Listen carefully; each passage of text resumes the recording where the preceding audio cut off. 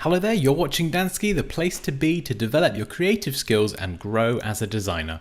In this tutorial, we're going to be taking a look at the background eraser tool in Adobe Photoshop. So I've got a photo here of a woman. Now the background eraser tool is particularly useful when you're trying to cut out hair.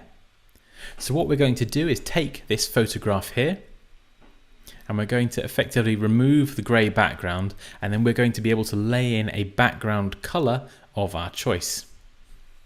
So effectively, the woman will be on a transparent background. So to start with, we have our layer here, our background layer that is locked. We can double click this, and we'll call this woman.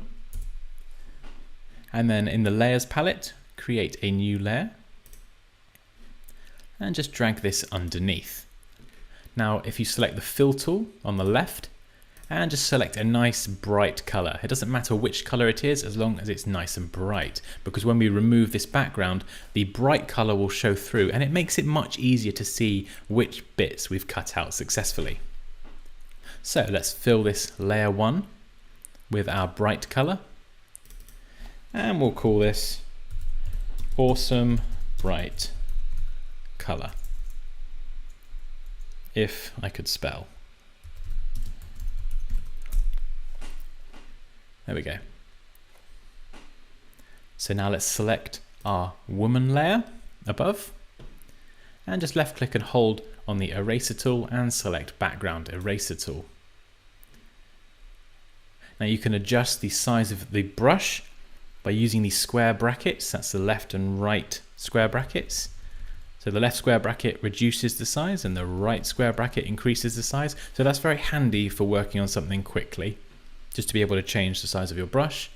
And you've got a few different settings here. We want to select the middle one. So the sampling is once. So because our background is all pretty much one color, or very close to one color, when we sample this color, we want to only remove this color. So we don't want to remove any of the skin tones, the purple from the dress or anything else. We just want to sample this grey background and remove that one color. You can select some other options like continuous sampling that will continuously sample from wherever you select, but that will cut into our photo here and we don't want that. We just want to literally take out the background.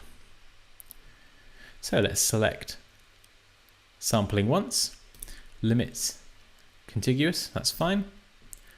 Protect foreground color, so that box is selected. The tolerance, this is one bit that may need a little bit of experimenting. So what the tolerance is, if you have your tolerance set very low, say 5% or 10%, it will be much more strict in what it cuts out, what part of the image it removes. If your tolerance is set very high, for example 50 or 60%, it will remove the background, but it may also remove parts of the image. So let me just demonstrate that. So if we select our tolerance as 5, and we'll left click anywhere on the grey to sample this color, you'll see that it removes this and our yellow background shows through. But there's still quite a lot of grey left that it isn't removing. In fact, it's doing a very poor job of actually cutting out the hair. So we need to adjust that. So again, conversely, let's go up to 60%. So we've set it a lot higher. We'll left click to sample the grey background that we want to remove.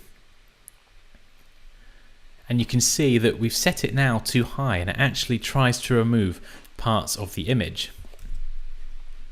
So if we set this to 30%, and this may take a bit of trial and error just to find the right tolerance depending on your image. But once you get the tolerance right, you can left click on the grey or your background color and just drag, holding that left click down, not letting go.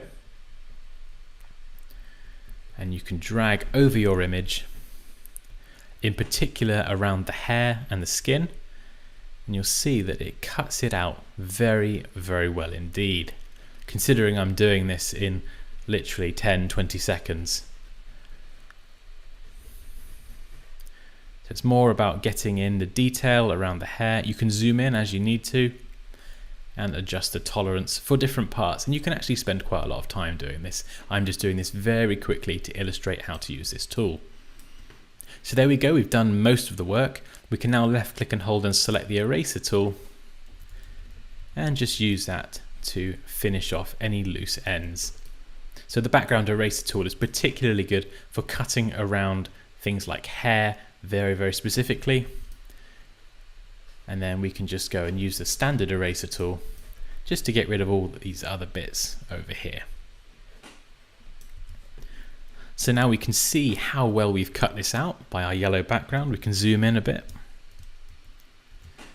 And we can see that it's done a pretty good job of cutting around all those little strands of hair, which would have taken us hours. And if we select our awesome bright color layer, we can press Command U on the Mac or Control U on the PC to bring up our hue and saturation options, and we can adjust the hue and change that color to anything that we like. You can increase the lightness to have that as white or all the way down to black. Or what you can do is simply deselect this layer, and you'll see that we now have our woman cut out on a transparent background. And we could even lay a photograph or blur a background behind there. We can do anything now that we have her on a transparent background. And there we go. That's how we can use the background eraser tool in Adobe Photoshop. As always, guys, please feel free to leave any questions or comments below. Like this video if you enjoyed it. Take care, and I'll see you next time.